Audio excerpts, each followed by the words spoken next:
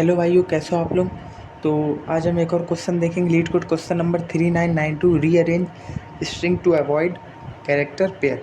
ठीक, क्या कह रहा है ये क्वेश्चन कि you are given a string S and two distinct lower case integer letters X and Y. ठीक है, अब अपन को क्या करना है, rearrange the character of S to construct a new string T such that T is a permutation of S and every occurrence of Y appears before every occurrence of X in T. अरे छोड़िए, मैं आपको बता दूँ क्या कह रहा है क्वेश्चन। क्वेश्चन कह रहा है, मान लीजिए आपको एक स्ट्रिंग दे रखी है, मान लीजिए कुछ भी A B C D E F D E ऐसे करके कुछ। ठीक है, अब आपको दो लेटर दे रखे, एक लेटर एक्स दे रखा है, एक लेटर वाई दे रखा है।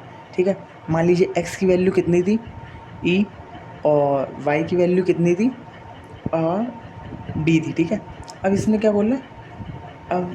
बोला, अब हमें एक ऐसी स्ट्रिंग बनानी है, मतलब इन्हीं कैरेक्टर से एक ऐसी स्ट्रिंग बनानी है such that every occurrence of Y appears before every occurrence of X in T.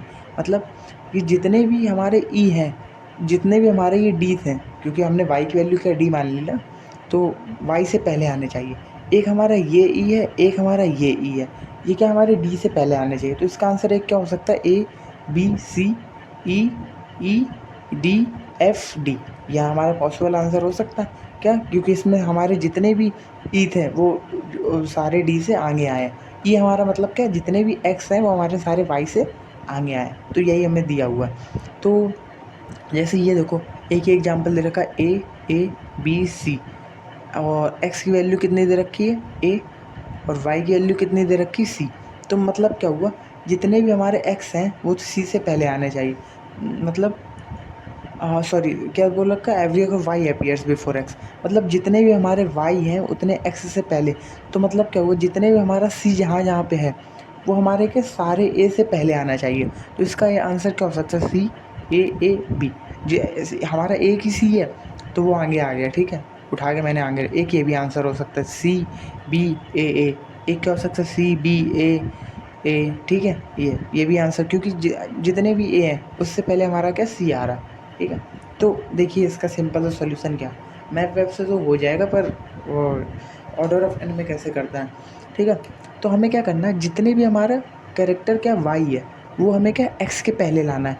तो अपन स्ट्रिंग बिल्ड करना स्टार्ट करते। क्या, स्ट्रिंग मैंने बिल्ड की। अब अपन क्या किया, हाँ ठीक है, कैसे करना, जैसे हमें सी मिल जाए, मान लीजिए यहाँ पे सी मिले, उसको हमें ए के पहले पहुँचाना। अब सोचो, हमें ए के पहले पहुँचाना, अब सोचो अगर जैसे हमें सी मिला, हमने उसे सबसे पहले पहुँचा दिया, मतलब हमें सबसे पहले पहुँचा दिया तो जाहिर सी बात है ए से भी पहले पहुँच जाएगा ना, तो हमने उसे सबसे पहले पहुँचा दिया। अब सोचो एक और यहाँ पे सी होता, फिर डी होता, फिर सी होता, हमने इसे भी सबसे पहले पहुँचा दिया, इस वाले सी को भी सबसे पहले पहुँचा दिया। अब जो बचे हुए हमारे कैरेक्टर हैं उन्हें ऐसे लिख दो, सी को हटा के जितने भी बचे हुए करेक्टर उन्हें ऐसे ही लिख दो। तो ये क्या, हमारी एक वैलिड स्ट्रिंग बन गई ना। तो हम करेंगे क्या, जहाँ जहाँ हमें कैरेक्टर वाई मिलेगा, मतलब वही वाई मिलेगा, उसे हम सबसे आगे रख देंगे, फिर बचे हुए कैरेक्टर को ऐसे रख देंगे।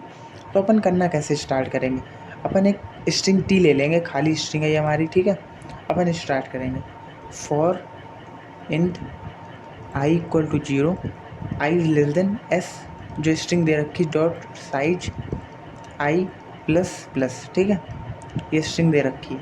तो अपन ने किया क्या, if S of I is equal to Y, अगर वाई के इक्वल है तो अपन उसे पुश कर दे रहे हैं, टी डॉट पुश बैक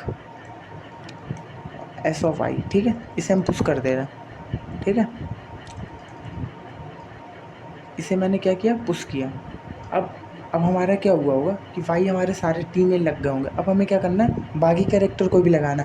तो अपन एक बार फिर से फॉर लूप चलाएंगे, for int I equal to 0, I is less than S dot size I plus plus. ठीक है, अब अपन क्या करना है कि जितने भी वाई नहीं है ना, मतलब जितने बचे हुए कैरेक्टर, बचे हुए क्या, S of I does not equal to Y, यही तो हो बचे हुए कैरेक्टर होंगे। इनमें अपन क्या करेंगे, अब इन्हें पुश कर देंगे, T dot push back S of I. ठीक है, जो बचे हुए कैरेक्टर है बस।